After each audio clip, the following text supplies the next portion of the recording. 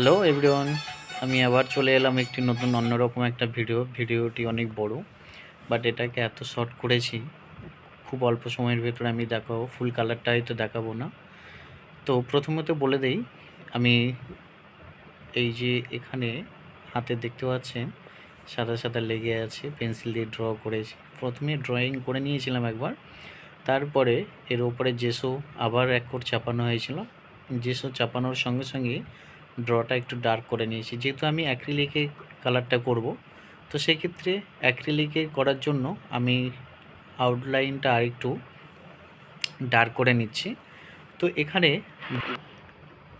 এই যে গাছগুলো কিছু ডালপালা আমি একটু বাড়িয়ে নিচ্ছি আগে থেকে। তারপরে এই যে ঘরটার কাছ থেকে আমি যে নদীর পাড়টা হয় সেই নদীর পাড়টা একটু করে নিচ্ছি।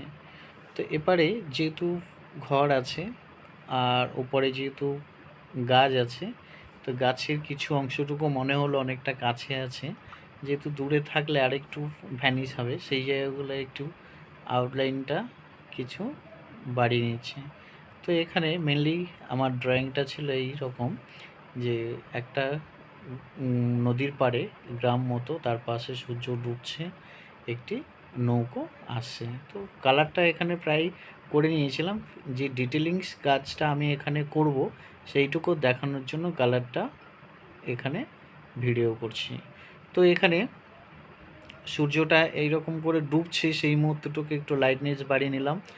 আর এপারে কিছুটা ইয়েলো কিছু অংশ আমি দেখালাম, যাতে হোয়াইট কালারটা এতটা না দেখায়।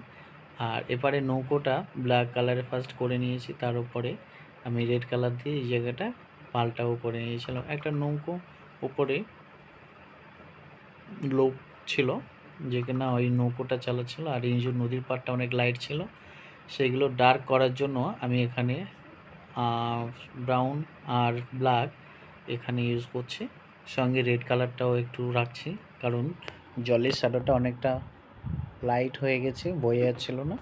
যেহেতু ঘর ছিল, নদীর পাড় ছিল, তার একটা শ্যাডো রাখা অবশ্যই দরকার, নাহলে ছবিটা একঘেয়েমি ব্যাপার হয়ে আসবে। আপনারা দেখছেন ডান দিকে এই জায়গাগুলো এবারে কত সুন্দর হয়ে ফুটছে, কিন্তু বাম দিকটা গাছটাও একেবারে একঘেয়েমি একটা ব্যাপার দাঁড়িয়েছে। তো এইগুলো সব পরপর লক্ষ্য নজর রাখতে হবে, আর কাজগুলো আরও কত সুন্দর করা যায় তার উপরে একটু ধ্যান দিতে হবে। এইগুলো সব নিজের থেকেই করতে হয়, কারণ কি ছবিকে ভালোবেসে ছবি নিজের মতোই করো, ছবি ততটাই সুন্দর হবে।